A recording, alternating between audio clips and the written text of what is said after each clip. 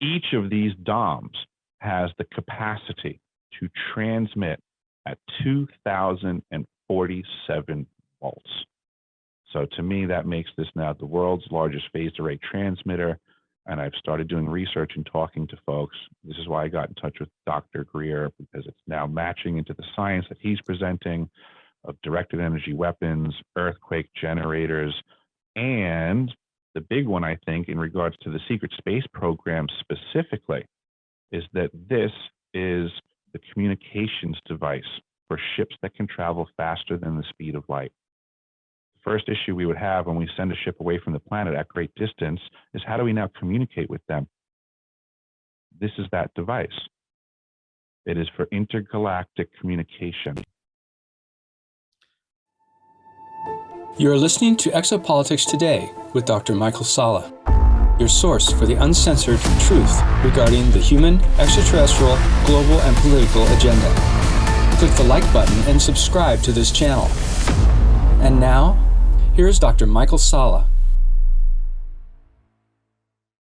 It's my great pleasure to welcome Eric Hecker to Exopolitics Today, and he has a very interesting background and served for a year in Antarctica. So he's going to talk a little bit about his background, service in Antarctica, and fill us in on what he knows about some very interesting projects. So welcome to the show, Eric. Thank you very much, Dr. Salla. I'm very happy to be here. I want to first say thanks for everything that you do for the community. It's been an inspiration for me. What you've done with Tony Rodriguez and everything has really helped me with where I've gone and what I've been deciphering. So thank you, and thanks for having me. Well, first, I think I'd like to begin with your background. And you were born and raised in near Montauk Point, which is where the infamous Montauk project was staged on Long Island, New York. So why don't you tell us about your background and your kind of like any experiences you had while you were living there that might relate to the Montauk project? I grew up in an interesting community known as Levittown on Long Island, and it was built by William Levitt post-World War II for the veterans returning home. And it was, kind of like almost low-income housing, like a benefit for them returning. And I would say it has a rich history in and of itself for all the programs that were probably happening to these veterans that didn't even know.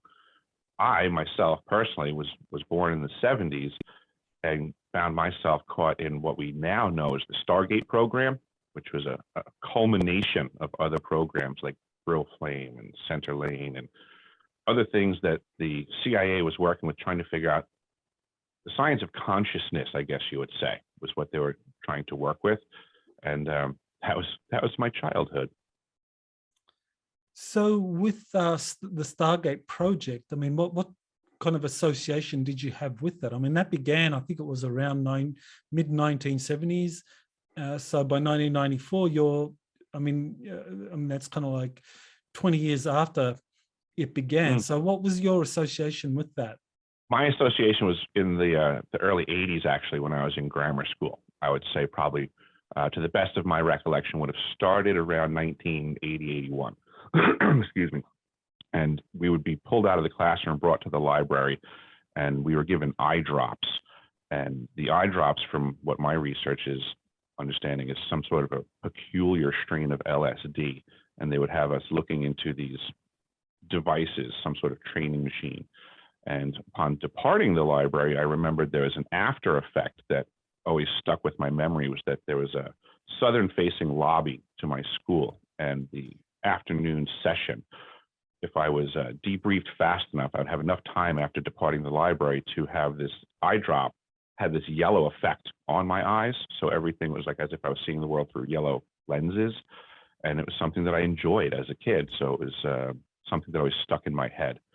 But in the process of what was going on in the library, it was, the term I had come across was a tachistoscope in one capacity, that they were trying to utilize some sort of peculiar training method. And there was also the idea that I recalled there was the way that you made decisions was very interesting to me. That always stuck into my head. was very freaked out by this machine. It was very high tech at the time, early 1980s.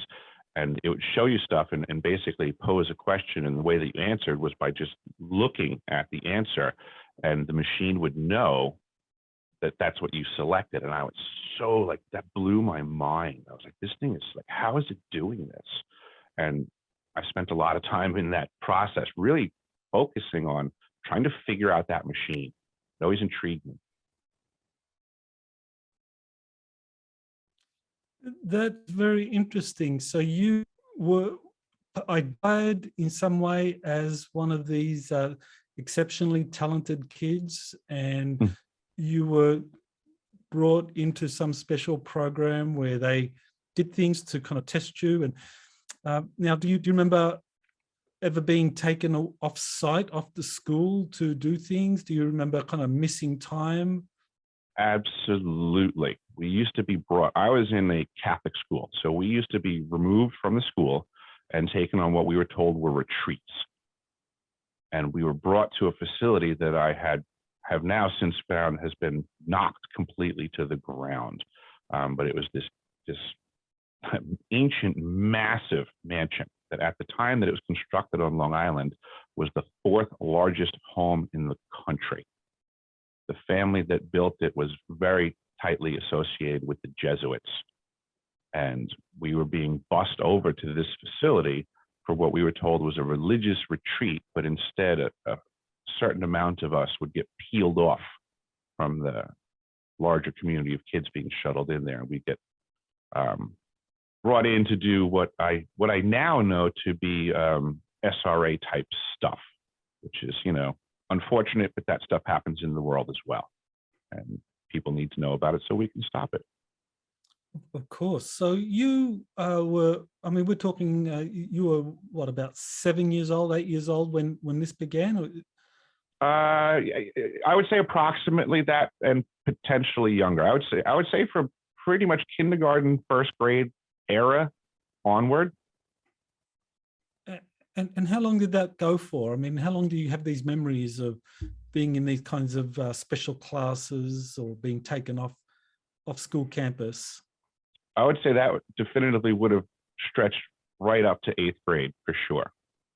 In that program where I would say that I would recognize all the cues, you know, and then I switched from 8th grade, then I went to a completely different school in 9th grade. So I don't believe that I would have been out from under the thumb of whatever guiding program I was involved with. I just think it might have shifted gears in a way that I was no longer seeing the same cues. Mm-hmm. Now, did you ever come across any kind of name for this project that you were part of? I recall it being, and it goes both ways in my head, but the tag or the gate program seems to ring a bell. I do remember them talking us up, like boosting our egos. Like when we got pulled out of class to go to the library, like they were really like, you know, enforcing that we were special, that we're super smart, that we're above, you know, and they were really inculcating that thought in us. Mm-hmm. And what was it about you in terms of your skills, your abilities, that you think that they were most interested in? In hindsight, what I understand us to have been accomplishing was we were actively remote viewing for them while they were not telling us that's what we were doing. So it was very weird to me to be in the library at my school. I used to think of it like Bizarro world. Like growing up as a kid, we had Superman, and then there was Bizarro, which was like the weird Superman where everything's backwards and odd. So I thought of it like Bizarro world in the library. You know, I grew up in a very regimented German, Irish Catholic background where, you know, there's a right and there's a wrong and there's a line and you either cross it or you don't. But when we got to the library, it was like everything that we previously taught was thrown out the window.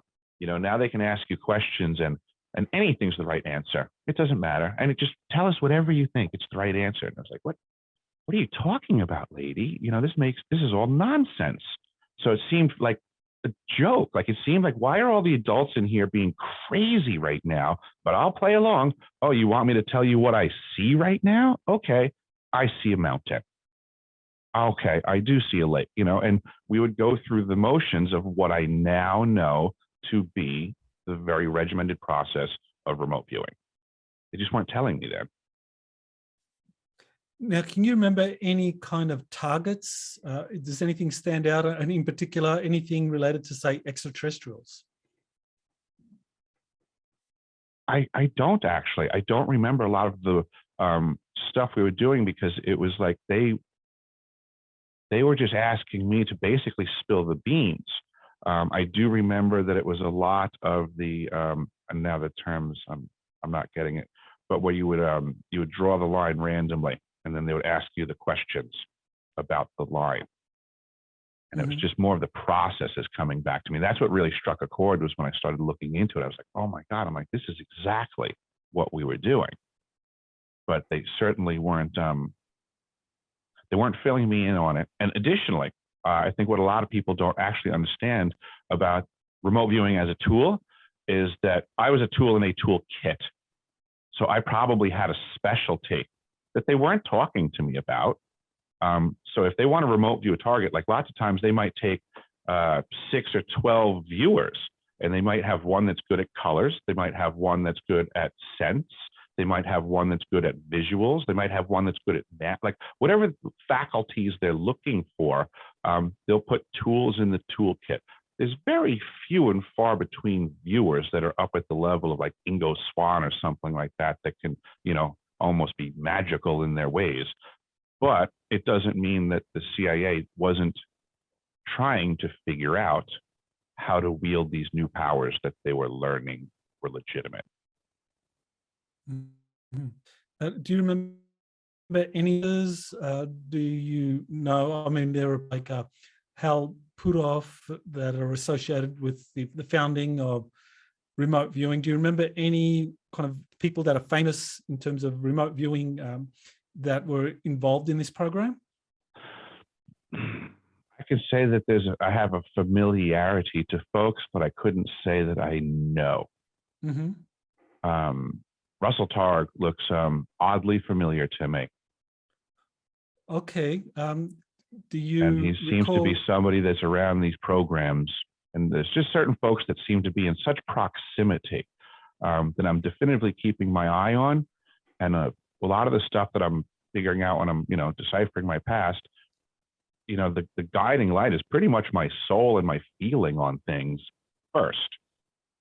And then that puts me in a direction to start looking at things, and I dig, and I'm finding things to be true. I'm finding there are facts available that, there's obviously somebody's doing these things to people. Yeah, that's very significant. Now, I don't know if you're familiar with Tony Rodriguez's story concerning Russell Targ. Do you know that, where he says that, I think it was in 1984, where he actually was taken to China Lake, and he says that Russell Targ was one of the remote viewing instructors there. So very interesting that you mentioned Russell Targ. That is rather interesting. Did you know that? I didn't know that he had said that. I'm halfway through his book right now, so I was hoping to find something to, I'm always looking for connections, but I hadn't known that specifically. It's very interesting because you're saying you recall memories of being a child, in the 80s, Russell Targ being someone that may have been involved. I mean, you're not certain of that, but the names. His name and his image keeps showing up, like in my research, okay. And it's one of those things that it's like every time it pops up, I just get this, like, like there's a feeling. There's a feeling, and I don't like it. It's a negative feeling. Okay, all right, fair enough. So we're not certain about his involvement, but certainly it's very interesting that matches what Tony Rodriguez had to say. Now, you briefly mentioned it. Now, how was the SRA involved in this training as a child? For you? I can only assume that they say that it's utilized to invoke a dissociative identity syndrome in folks. I believe that's what they're trying to function, is that they were working on this greater understanding of consciousness And I believe it was Itzhak Bentov's book, Stalking the Wild Pendulum on the Mechanics of Consciousness, along with the information from the Monroe Institute that the CIA had subcontracted. And this was the basis of what they were trying to do. And somehow, somewhere, somebody decided that SRA would be utilized to, cause dissociation, so that these new modalities of understanding of consciousness could be applied to, basically rape the mentality as well of these children, to be used for compartmentalization programs in the future. Now, of course, this happened in the 1980s, and since that time, in terms of your life, do you remember any incidents or have any experiences which might suggest that you were put through this SRA and this kind of dissociation was created, and you had an alter created where that could be triggered sometime in some way? Mm-hmm. Absolutely. And these recollections are few and far between because they're harsh. I have done regressions and things like that. So I have worked with Mary Rodwell, and I've done some stuff with other folks locally, and I've gone in these directions, but I guess they call it my higher self, has said that I don't really need to go back that far. So I have an understanding of what was going on in these places, and I have flashes of things. And the retreats were basically, I have recollections that the group that I would be with would be brought to meet other groups of, the group of boys that I was with would be brought to meet groups of girls from other schools. And we were basically being set up to perform publicly for groups of adults. So that was one aspect of things going on that I have recollections of. Okay, I also have, go ahead. Tony Rodriguez also talked about, as a child, being sold into or being used in one of these programs and being told to entertain adults, and that was SRA was involved, and this would happen late at night.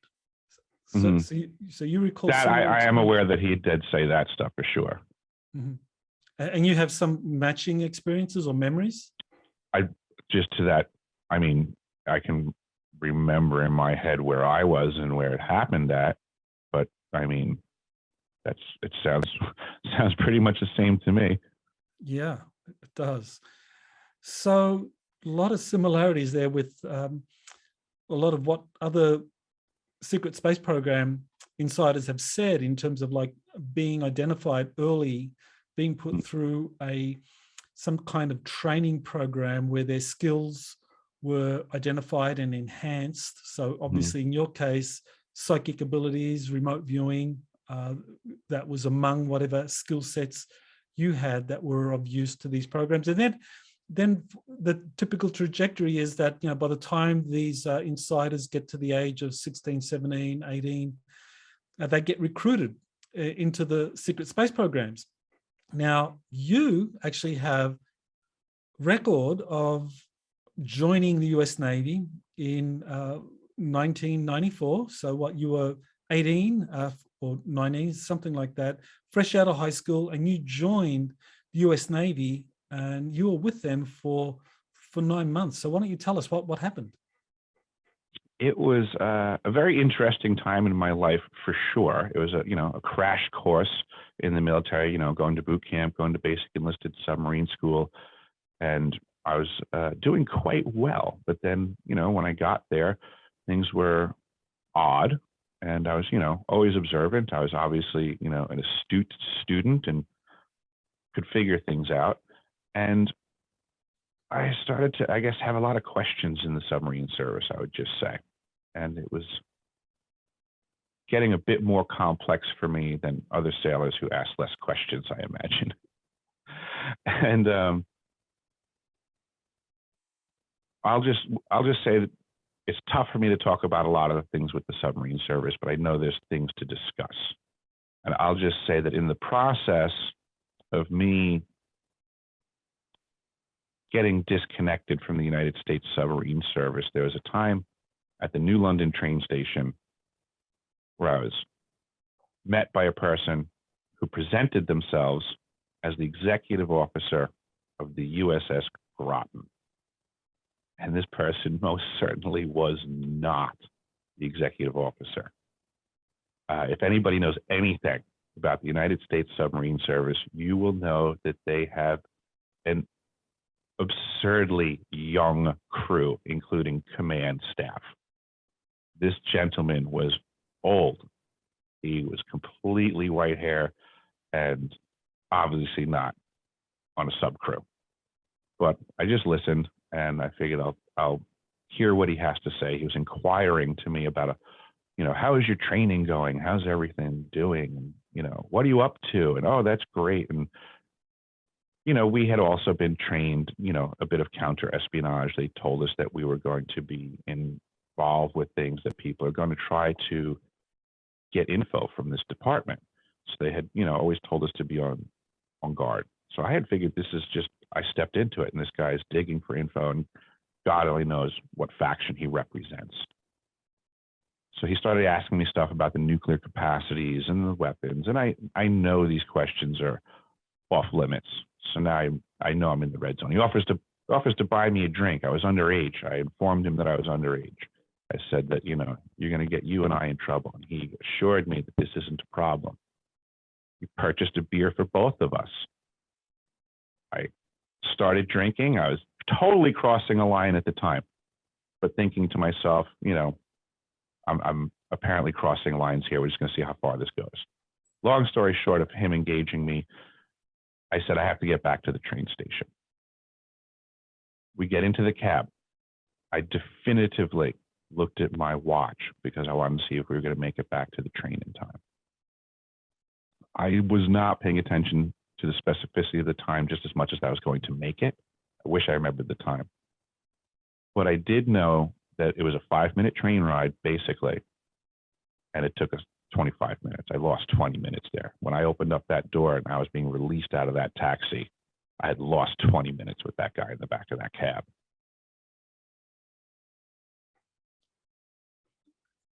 Typically, what I have heard from insiders who have gone through the recruitment process is that they describe a period where they get offered this opportunity to serve the Navy or to serve America in a special way, and they're asked, well, do you want to do this? And the recruit says, well, yes. And then after that, something happens, and it can be a very anomalous thing like what you just described, where there's missing times, there's kind of like hazy memories, but something very, very strange. But as these people come back later, or as these people recall in subsequent years, is that they actually were taken into one of these programs and after a period of service then brought back. And that accounts for the kind of hazy memories and the missing time. So it sounds like you're meeting with this elderly gentleman. I guess he was wearing the uniform of an executive officer, claiming to be, but he made that claim. He made the claim. He was just simply in civilian clothing. Okay. Very interesting. So, it could be that, or maybe there was something else, but there actually is, now that you mention it, there is more to this, because like I had said earlier, I was basically trying to figure a way out at the time already when this occurred.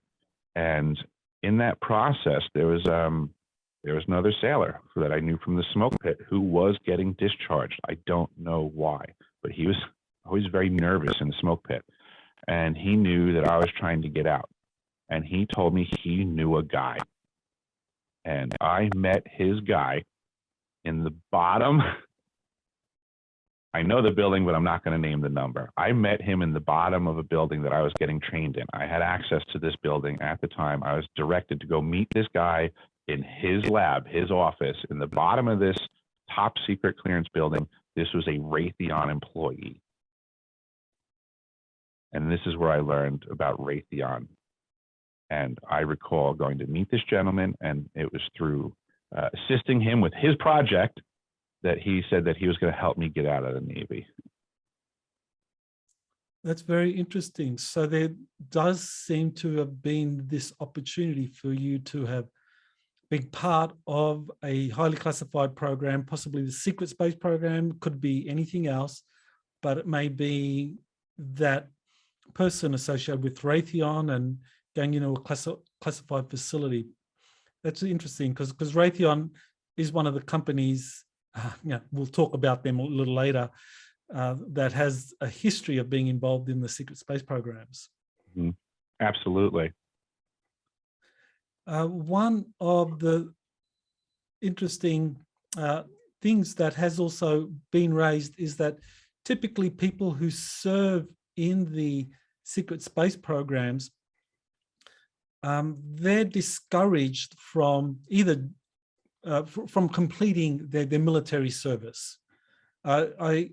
Randy Kramer is a good example of this. He says that he was recruited into the secret space program run by the US Marine Corps. I don't know if have heard of Randy Kramer, but he says that he was recruited into that, and that afterwards he was told not to join, he was kind of pressured not to join any military service, but he went ahead and joined the Navy, but then things happened, and so he had to kind of like get out. So yeah, in his memory, he had the recollection that after completing his service, or after completing his secret space program service, he was discouraged from joining or being part of any military program. Mm-hmm. I had not heard that aspect before. I'm absolutely aware of who Randy Kramer is, but I had never heard anybody say that before. That's very interesting. I feel that shoe fits. Mm-hmm. It is interesting. Other people have had very different experiences, but certainly in your case, 9 months, we're talking the normal term of enlistment is what, 3 years, 4 years with the US submarine my contract service? was for 6. 6. Okay, so something extraordinary must have happened for you to kind of like leave early. I actually do believe something extraordinary must have happened in 1994, and I'm trying to figure it out. Dang it. Okay, so you're saying you're not quite sure why it was that you had to leave the Navy in 1994 after having served only. You did boot camp, and then you served what, an additional 9 months, or was it like? It was a total of 9. So his boot camp is only weeks, and then I did basic enlisted submarine school. So the interesting thing is I did really well in boot camp. I did really well in basic enlisted submarine school. So I guess in a way, if these programs are looking for folks, like I was like hitting all the check marks. Mm-hmm. So I think that at some point I just got, they veered me off the standard line of folks and probably processed me into another program. And I'm, I guess, coming and going in ways that are more familiar to other people than me, but I'm trying to figure it out. I do recall that there was a massive verbal argument about my departure from the Navy, that there were folks that there was a room full of high-ranking people. I was outside basically at parade rest in the hallway, and there was a room full of high-ranking people that wanted me basically to go to Leavenworth for some reason. So everyone was very mad in that room, except for one person who I have no idea who this person was, but he was apparently my representative in that room. And I remember very clearly that the crowd was angry and said that they had some god-awful crazy fortune. I feel weird saying it, but it sounded like tens of millions of dollars they were talking about being invested in me, and that he's not just like walking away. And the guy that was representing me was expressing with great vigor that I had free will and that there was nothing they could do about it. And that was the conversation, and that was my departure from the Navy, is that guy, whoever that guy was in there, he brokered the deal and I was released from service. Well, that's very interesting because, you only served for 9 months. Now, that's certainly nowhere near millions of dollars of investment in you unless I agree. Unless It's there weird was, to me. yeah, there must have been a long history, but presumably you may have done something like you were part of some classified program where essentially millions of dollars of training was invested, which suggests many years. I mean, millions of dollars. I mean, we're talking many years or even decades of investment by the Navy. I mean, that's very unusual that there were officers at that meeting wanting to send you to Fort Leavenworth because somehow you leaving meant that the Navy was losing millions of dollars that it had invested in you. That could only happen if you had been part of an extended classified program. I do believe that I have that in my history as well, as you know, that a lot of these things are bloodlines, that this is generational, and I can follow this through my history of my family. There are connections to the OSS and my family on Long Island and the greater metropolitan New York area, which is, I think, what probably got me tangled up in the Montauk Project type stuff. There's a lot that was going on the east end of Long Island post World War II with the Nazis, and it seems that my grandfather was involved with what was known as the American Bund, which was a faction here that was, working with the OSS folks that were being brought over post-Nuremberg trials. As a child, I would go up to the Catskills, and there was a gentleman who was previously in the SS, but now he was somebody that, as a child, I would shoot pool with.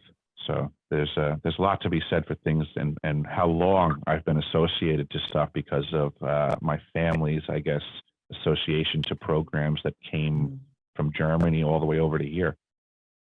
Mm-hmm. So at this stage, I mean, you don't have any memories of what you may have done or what you were involved in, or do you? I'm trying to figure those out because that's extremely challenging. I try to be very logical. That's how I was reared. That's how my reasoning works and how I understand things. I have a brain full of memories of things that sound like SSP missions and the such, but it's hard for me to make that leap. I mean, I'm very real world, and I'm trying to prove things with facts. I do believe everybody's testimony has value, and I guess I'm trying to get comfortable myself with, I guess, stating that, I think I'm a time traveling spaceman. Okay, so you do have memories then of some kind of SSP involvement, which is consistent with what you've described to me. And of course, this is documentable. I mean, you actually have your DD-214 that confirms that you did serve with the Navy. So that's very interesting. So now we kind of like fast forward, and in October of 2010, you took a job in Antarctica. So this was a position that was advertised by, of all companies, Raytheon. So that's very interesting. So why don't you explain what happened? You got it. I had my own company on Long Island. I did plumbing and heating service. I was available 24 hours a day, and then the economy tanked really badly. And I wasn't a businessman. I was a tradesman, so I didn't know what to do. I just started looking for work, and there wasn't work anywhere in the entire country. I found 2 jobs. One of them was listed for Centennial, Colorado. I applied, and they said, guess what? It's not really for here. It's for Antarctica. And I was like, oh my God, I can't believe that. So I applied to a job at McMurdo, and I applied to a job at South Pole Station. It actually took me, I think, 2 seasons, 2 years basically of applying before I got contacted. And then they said, hey, you applied for a plumber, all of these different things and all these different seasons, but we're really looking for someone that can do an entire year at the South Pole Station. Would you be willing to do that? And I said that I would, because at the time it was the only people willing to cut me a check, and it was Raytheon Polar Services. So I was familiar with Raytheon from my previous run-in, and I was anxious, to say the least, about this whole thing. So I went that way anyhow, and I got myself to South Pole. That is fascinating that you actually got to serve for a whole year at the South Pole Station, Scott Amundsen Station there.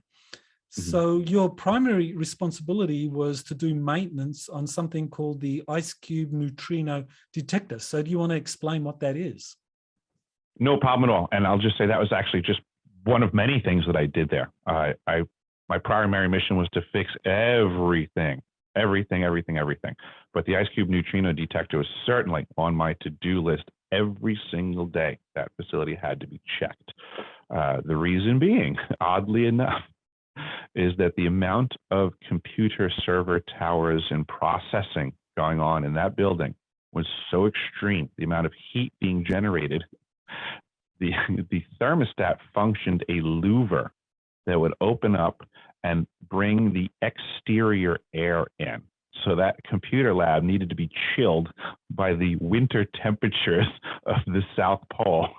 That's how much power was going through it.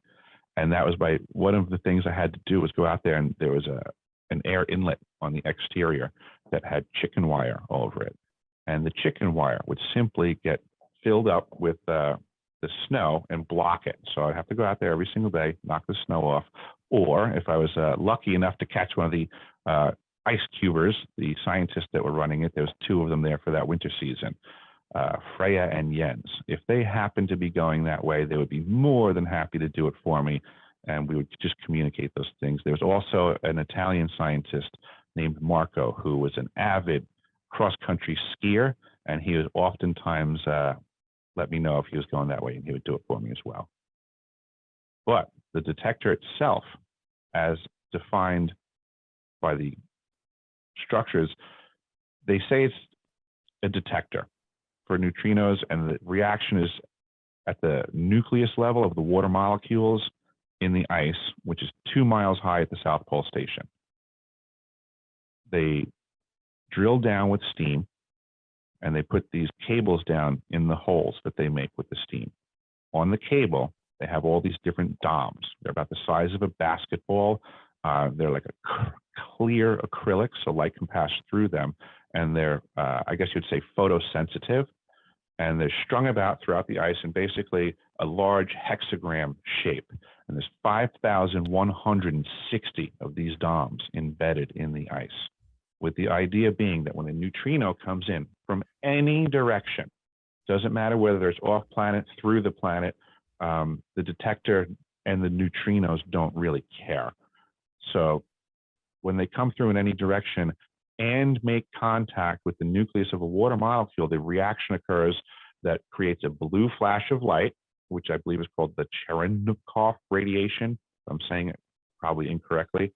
And then also a muon is ejected when the blue flash occurs. The blue flash is what the DOMs are trying to detect.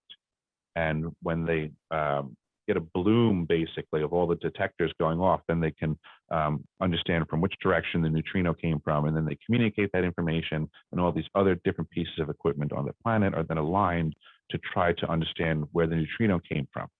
And that's what we're presented is going on at the IceCube Neutrino Detector. With the neutrinos, these are part of the cosmic rays that are our solar system. So ostensibly they want to measure these to test scientific hypotheses. And the South Pole is the location for the IceCube Neutrino Detector, because that's where the Earth's magnetosphere follows its natural magnetic converge at the North and South Pole, which means that cosmic rays coming in are kind of like more easily measured as they approach the Earth and get into the Earth. So, do you want to explain a little bit more clearly why it is that the IceCube Neutrino Detector was placed there at the South Pole? Absolutely. It has everything to do with the clarity of the ice, the purity of the ice. That's what they're looking for, is that neutrino contact with the nucleus of the water. So it's the pure ice that made that device be constructed there as a receiver. So this is a massive facility. You mentioned 5,100 of these digital optical modules, DOMs, and they're spread out over 4 square miles and 2 miles deep. So More or what's less. that? Yep, So, more or less. It's massive. It is what I believe is probably the world's largest phased array transmitter, actually, because I know it transmits as well. yeah, that's a really big statement right there. So why don't you just explain the difference between a receiver and a transmitter when it comes to this neutrino? Sure. Well, I guess I'll start with I did provide documentation, so it is available. I have a website, deciphering.tv, and there's archive section. You can find the DOM document. So the facts are the facts. Each of these DOMs has the capacity to transmit at 2,047 volts. So to me, that makes this now the world's largest phased array transmitter. And I've started doing research and talking to folks. This is why I got in touch with Dr. Greer, because it's now matching into the science that he's presenting of directed energy weapons, earthquake generators, and the big one, I think, in regards to the secret space program specifically, is that this is the communications device for ships that can travel faster than the speed of light. First issue we would have when we send a ship away from the planet at great distance is how do we now communicate with them? This is that device. It is for intergalactic communication. Well, this is going to be a very interesting kind of topic, because in terms of detecting or receiving, I mean, the neutrino detector obviously detects neutrinos interacting with the ice and measures these for scientific experiments. But as a transmitter, it can transmit enormous amounts of electromagnetic energy. And so, you know, that can be used as a directed energy weapon. And that in itself is fascinating and can be used for multiple purposes. But that I hadn't heard. I mean, a communication. Now, I know that electromagnetic communication is efficient for kind of long distance communication in spacecraft, because obviously talking about something, spacecraft traveling in the far reaches of our system, it would take, you know, hours to get from, say, Pluto to the Earth using electromagnetic communications. But quantum communications is a different thing. It's instantaneous. So you're saying that the neutrino detector could be used as a communications device for quantum, or is it more electromagnetic? I believe it's on the more quantum side, sir. And I have documentation in my archive section for that as well. I'm a much better student than a teacher. So I've taken a great example of some work that other folks have provided on how this works, and I've put it in the archive section just to show that this is what I'm finding to be at the South Pole Station. You know, folks say that if this was going on, somebody would say something. Well, you know what? I'm that somebody. It is going on. I was there, and I'm just trying to let folks know. And there is a path to figuring out the facts. And I'm just putting forth documentation that is supporting the concerns that other people have already addressed. Mm-hmm. So while you were working on the neutrino detector at the South Pole, you know, what was it that convinced you that this is more than just a receiver, that it's an actual transmitter of very powerful, high voltage energies? I would say that at the time, sir, I was trying to lay low for Raytheon. I was trying to be an observer and a sponge entirely. And I do not think that I had come anywhere near that level of understanding of the facility that I was in.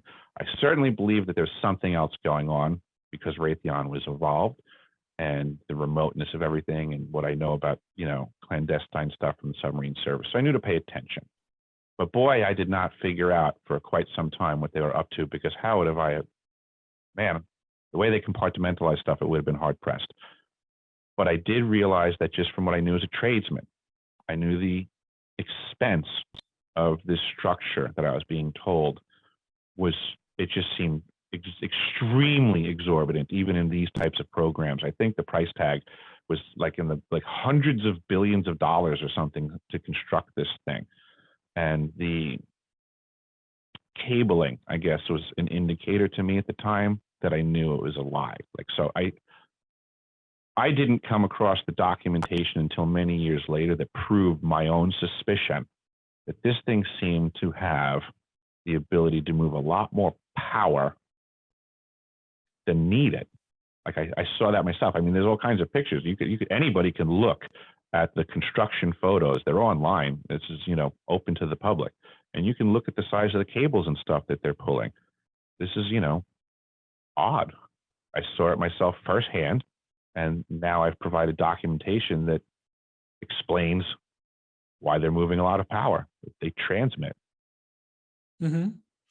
That's a critical thing, because they're not going to need so much power if it's just a receiver detecting neutrinos that are coming in for what kind of experiments they're doing on cosmic ray activity and measuring the strength or the weakness of the Earth's magnetosphere. So the IceCube detector is actually also a transmitter, and it can send enormous amounts of electromagnetic energy into the upper atmosphere, into space.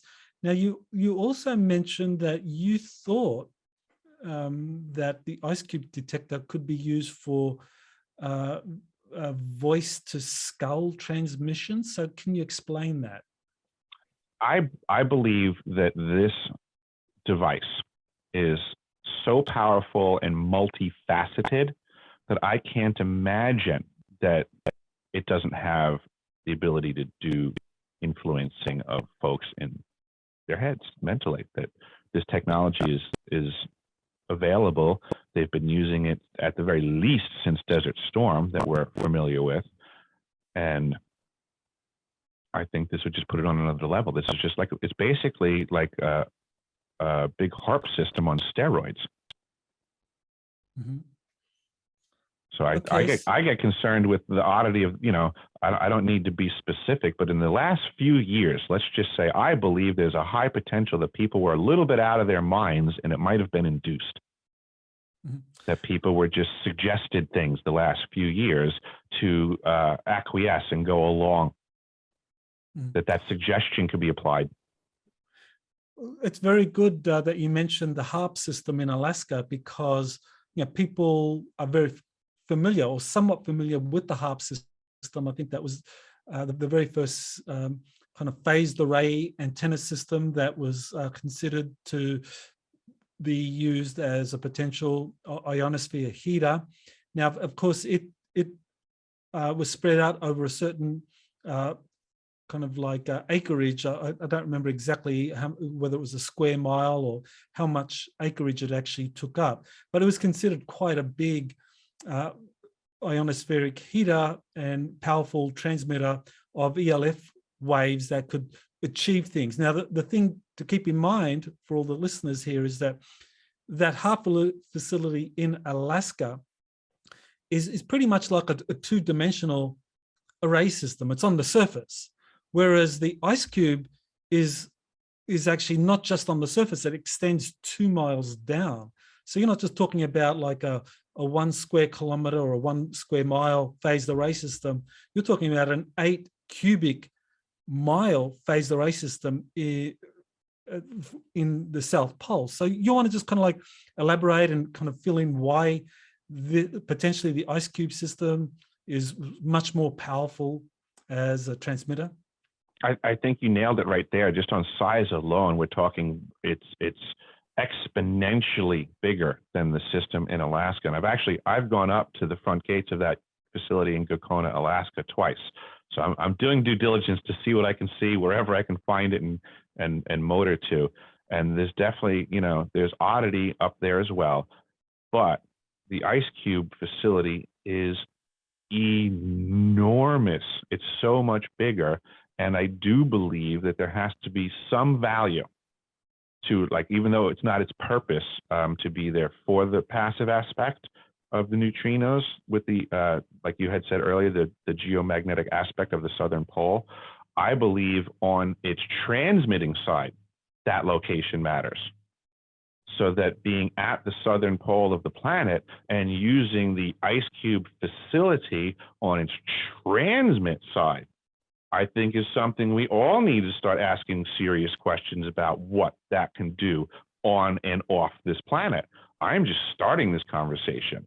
I do not have all of the answers. I'm just trying to present to the world that there's basically a new gun to your head that you didn't know about. And we should all figure this out fast. Yes, it definitely is a new gun. I mean, as you just confirmed, I mean, it's much bigger and more powerful than the HAARP facility in Alaska. Now, the IceCube facility actually went online, I think it was September 2010 or sometime around that period, and maybe you can fill us in.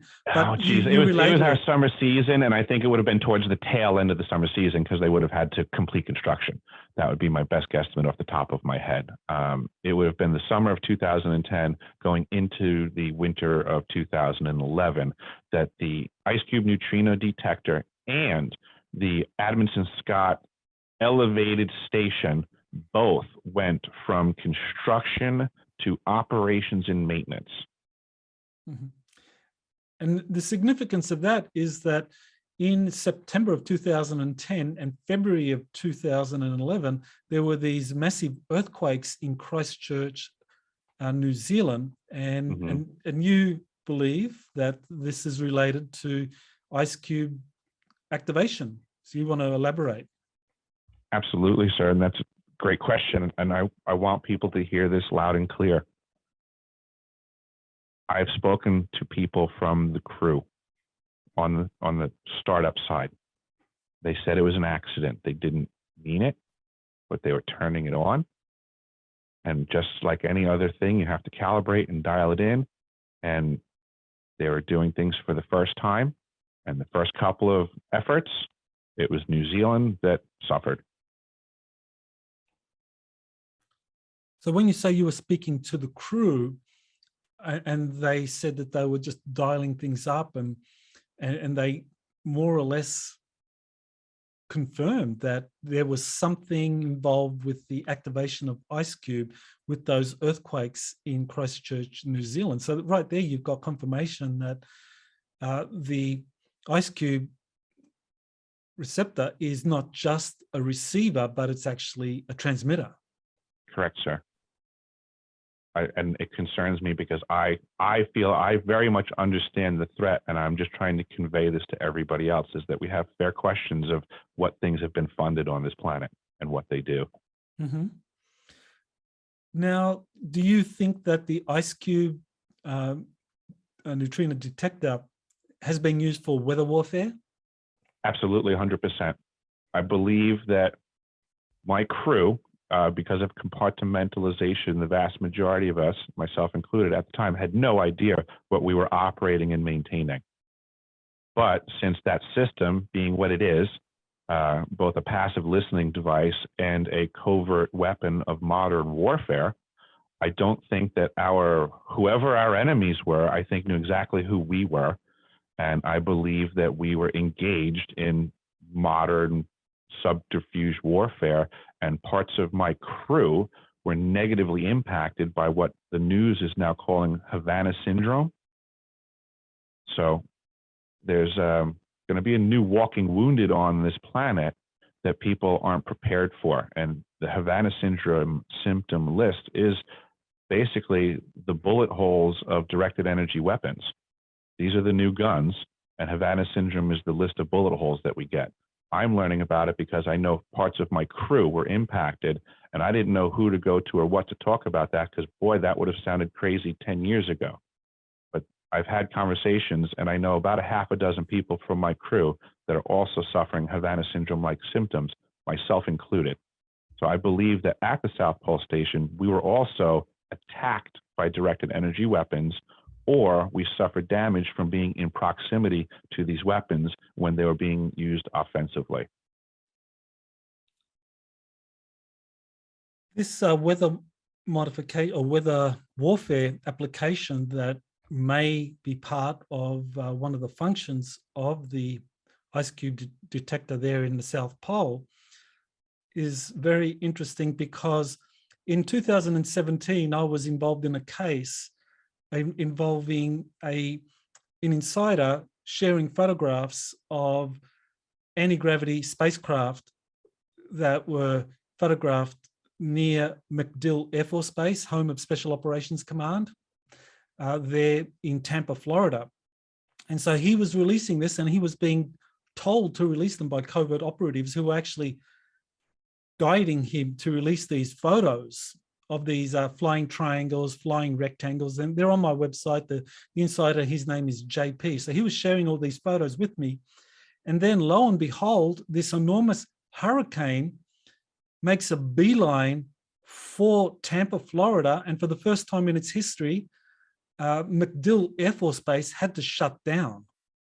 So, I actually asked around and did research. And so I thought that Hurricane Irma may, and there were a number of people saying that Hurricane Irma was actually a result of weather modification. But one of the things I remember in doing due diligence on Hurricane Irma, and I think there's a weather modification researcher, Dane Wigginton, who did a lot of work to specify how Hurricane Irma was directed by energy weapons. But one of the things that I encountered when doing the due diligence is that people observed these enormous electromagnetic energies coming out of Antarctica. So my question is, do you think it's possible that Hurricane Irma in September 2017 could have been caused or influenced in some way by this IceCube neutrino detector? I think 1,000%. 1,000%, I believe it's possible. I think that's exactly the problem with this facility, is that I think I found it. I believe I've seen folks that show these energy beams and stuff with whatever type of, spectrogram thing that they're showing, of the planet and, the atmosphere and these different waves going through it. They are coming right out of Antarctica. Mm-hmm. I mean, this is, I believe this is, I caught them red-handed. Thanks, Raytheon.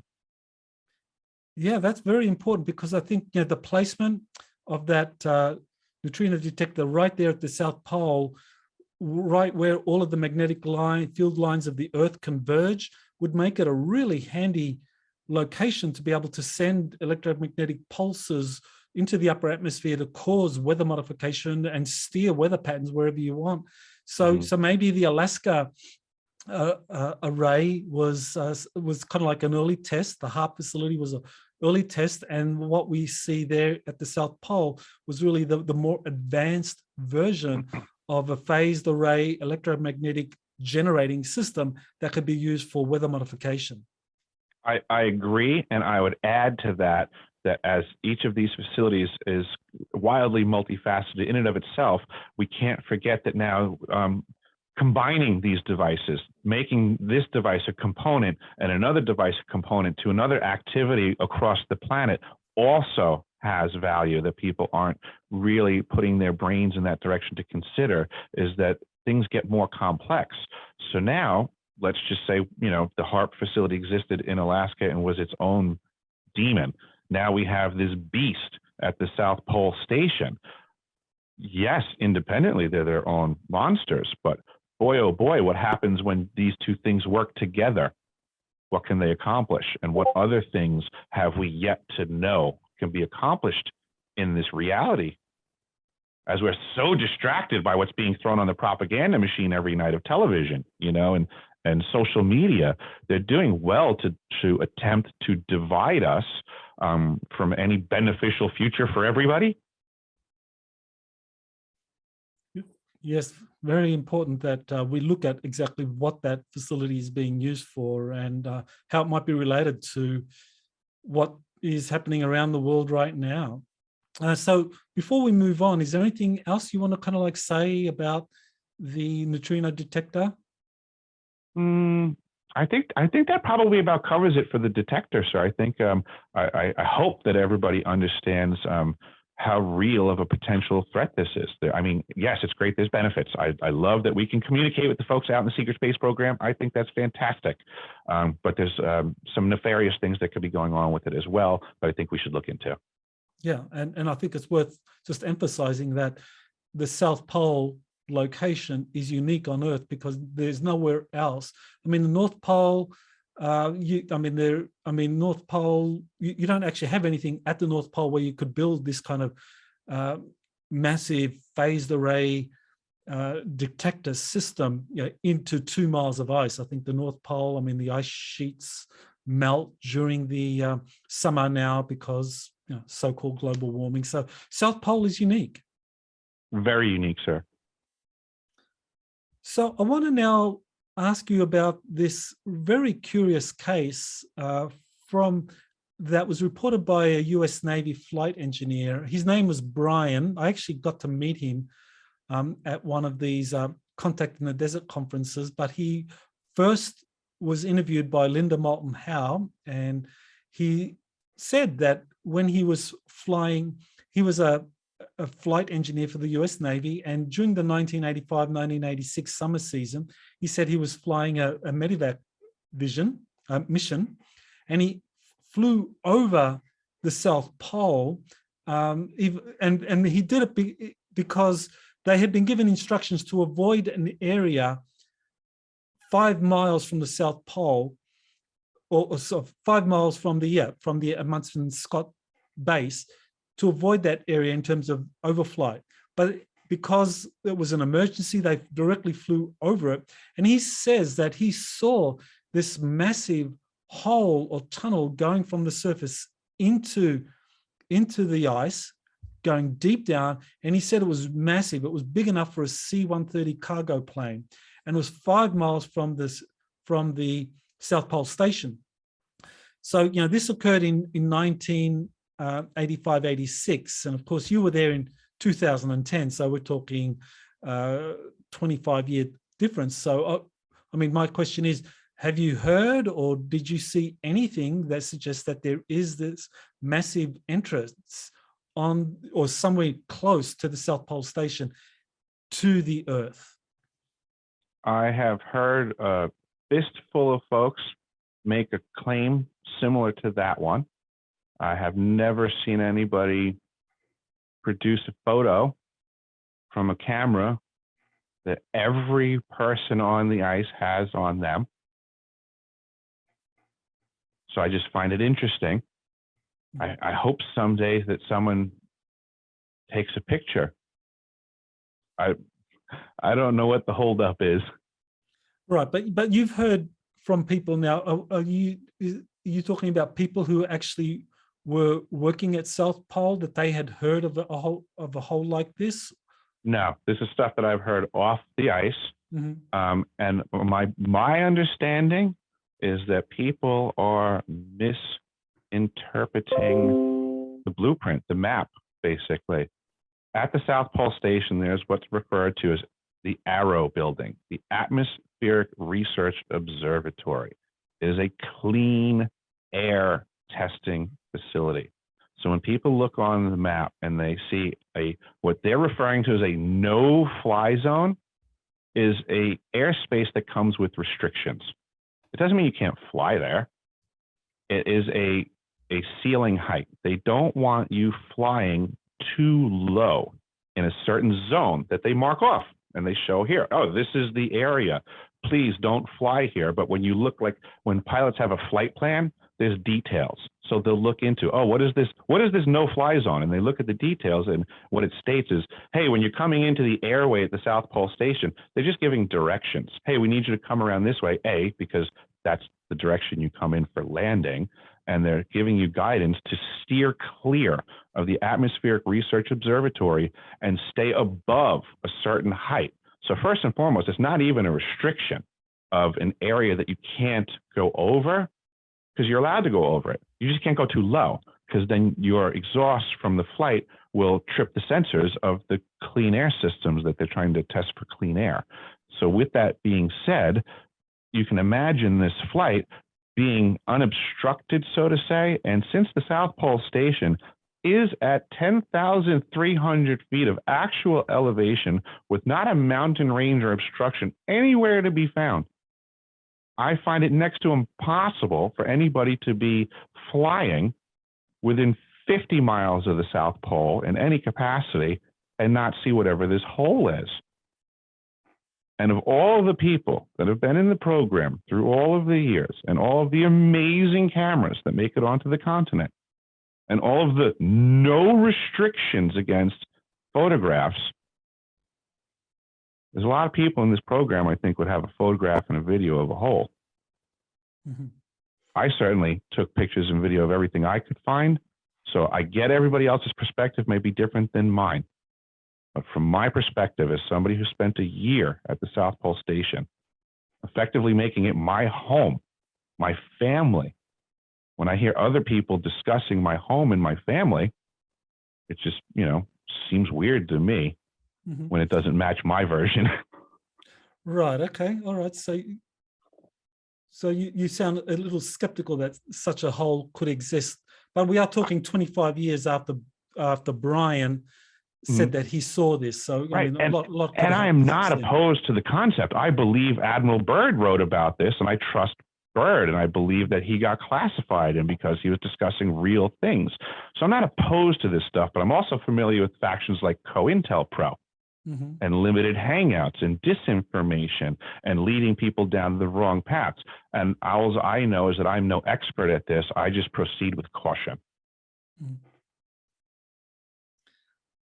One of the things that was very puzzling this was August of 2015, was that the IceCube Detector detected neutrinos coming from inside the Earth. Now, it was designed to detect cosmic rays, and this was part of the scientific experiments to understand the behavior of cosmic rays and how much the magnetosphere is deflecting and absorbing and so forth. But they didn't anticipate neutrinos coming from inside the Earth. So how could that happen? That was, I remember that article, and to the best of my recollection, I felt like that was once again the general population of the planet being presented someone's misinterpretation of what's going on down there. The detector absolutely is designed to detect neutrinos coming from any direction from it, which absolutely includes neutrinos that will come from through the Earth. Neutrinos are coming through all of us from every direction constantly, and they're just so small that they happen to pass through the nucleus and electron shell of every atom. And it's happening, it's omnipresent in every direction. And the detector will function that way from every direction. And it seemed like the writers of those articles were just not understanding the science they were discussing. Well, as I understand it, neutrinos can pass through the Earth to the extent that they don't hit or are absorbed by molecules. That once they hit a molecule, they can be absorbed by it. So a reaction could totally occur if there's a contact, but they're so small that it makes a contact very rare. And that's, again, why they chose the ice at the South Pole, because of its density and clarity. Mm-hmm. That it's one of the rare places that makes it challenging in nature to have a neutrino contact. Okay. Well, I just want to throw out an explanation and to get your reaction to it. And this is something that I've come across recently in, there have been a number of sources that have described this, but one of the more compelling is it comes from a book describing inner Earth civilizations that are made possible because in the center of the Earth doesn't have a kind of like an iron core, which mainstream scientists believe, based on seismic activities and radar, that actually the center of the Earth has a singularity point. And that singularity point essentially forms a black hole in the center of the Earth, and around it is the sun, kind of like as a black hole. It absorbs light and absorbs activities, but also transmits things as well. But there's a sun inside of the Earth. And so just as our sun transmits neutrinos and as the galactic core transmits neutrinos, so too this kind of black sun, if you like, or this singularity point in the center of the Earth transmits neutrinos. So I just wanted to get your reaction to that possible explanation for why it was in 2015 IceCube was detecting neutrino coming from within the Earth. I think that would be really cool. Yeah, I mean, that would be fantastic. My mind is 100% open to all possibility exists always. I think there's a lot of stuff going on that we haven't been told. I'm game. If we can start going in a direction that proves that, and we can start practically applying that information, I'm there. Mm-hmm. Well, my last question is, in April of this year, actually no, I think it was in March of this year, over East Antarctica, there were temperatures, and it seemed to be this massive heat dome over East Antarctica, and especially over the Lake Vostok or the Vostok region, where temperatures were 70 degrees above normal. So, I mean, could that be related in any way to the IceCube detector? Could it be related to something at the bottom of Vostok, next to the Lake Vostok, that is activating? Do you have any kind of reaction to that? Absolutely. I mean, don't get me wrong. It could be a manipulation, but it's also something that happens every day, all over the continent. There is so much scientists on the ice that get really, really bored in the wintertime. There's not a lot to do to preoccupy people. There's a lot of stats being taken. So when somebody says that we broke a record today on April 2nd, it's never been this hot on an April 2nd right here at this spot that we're testing. It's been 70.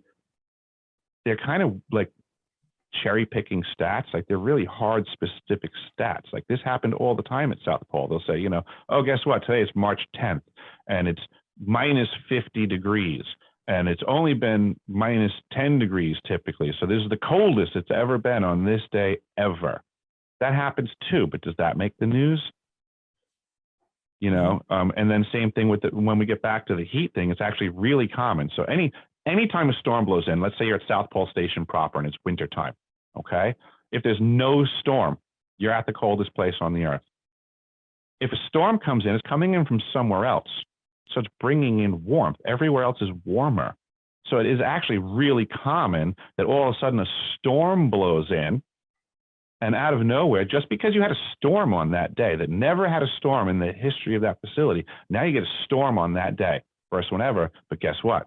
Now you're getting a 70-degree warmer day because you just so happen to have 40-mile-an-hour winds on that day when you never had that before. But they don't discuss in the news the 40-mile-an-hour wind. They don't discuss that there was just a storm. They like to leave the question mark at the end. When they literally already had the answer. They knew exactly what caused the temperature rise. They just omit that from the story because it's now sensational. It's not just a boring story about a storm at the South Pole. Okay, so just kind of like to go the full circle now. I mean, earlier on we talked about when you were in the Navy, you were taken to this Raytheon facility and introduced to some classified program. We're talking now, 20 years later or something like that. You're now working very close to it, working for Raytheon at the South Pole. So is there some connection? I can't imagine there isn't, sir. I feel like that I've been involved with programs. There's an old song, From the Womb to the Tomb. So I feel like there's something happening there. that I've learned about these programs that the Germans were doing that actually start in the womb. So I believe that something happened there. I was involved with something. I believe that the United States Navy, who was trying to put me in charge of potentially nuclear-tipped weapons. So I think when the military teaches someone to shoot a rifle, they know that that person is still not really interested in killing people. It's not human nature to want to kill people. So they know that when the troops go to the field, it's going to take a while for them to actually fire at the enemy and try to kill someone. So I think there was a similar understanding in the Navy when it came to the rate that I was volunteering for, the potential damage that I can do and the conscience that I would have to have or not have. I don't think they were waiting for me to turn 18 years old to volunteer for that job, to start training me for a role that would give me that level of responsibility in a very short period of time. I think the training started much earlier in life. Mm-hmm. But I was tapped, selected, guided, whatever you want to call it. It's a process that I'm trying to figure out myself, but I feel that a lot of my life has been part of a process of other people's intentions. So the follow-up question there is, okay, so you spend a year in Antarctica in 2010 at the South Pole with the same company that may have been associated with you doing some secret space program service back in the, what was it, 1990s, 1994. Yes, so do you think something happened in Antarctica that you may not consciously remember in that 1 year that you spent there? Because you obviously have good memory, recall of, working on maintenance of the IceCube facility and doing other things around the base. But could you have been doing other stuff there that right now you don't have conscious memory of? I think 1,000%. I see where you're going with that. I agree. I think part of the programs as a child in manufacturing these dissociative portions are mental compartments, and memories can be fragmented. And I believe that cues and things could occur, that there's a high probability that we were staged labor, made ready and available at a place that would come and grab us and come and go as needed. Yeah, that was my thought. Yeah, I mean, for real. And you're not the first person to suggest it. I mean, this is John Warner IV contacted me after seeing my stuff and kind of came at me from the same angle and was like, hey man, do you realize what probably happened to you? And I was like, I didn't really kind of think of it that way, but he was like, yeah, you need to, do some more digging. Yeah, I think that's a good advice. Well, just to finish up then, is there anything you want to say to my audience, any kind of giveaway, anything you want to share about yourself, about if people want to contact you or learn more about you? I'd just say, I guess, first and foremost, let's not let the factions that be divide us. We, the people, can fix all of the problems that have been presented to us. The world is about to get a lot crazier than we could ever have imagined. Hold on to your hats, it's going to get nuts. But as far as following me, if you could please go to deciphering.tv, I would really appreciate it. I need to get this information shared far and wide. I do think it's very important. These are the facts of the matter that support the testimonies of all the people that you've been following to this point. I just want to be here to help push them along their way with their travels, to get their testimonies out as well, and let people know this stuff is real. There is stuff going on this planet that shows the SSP is real.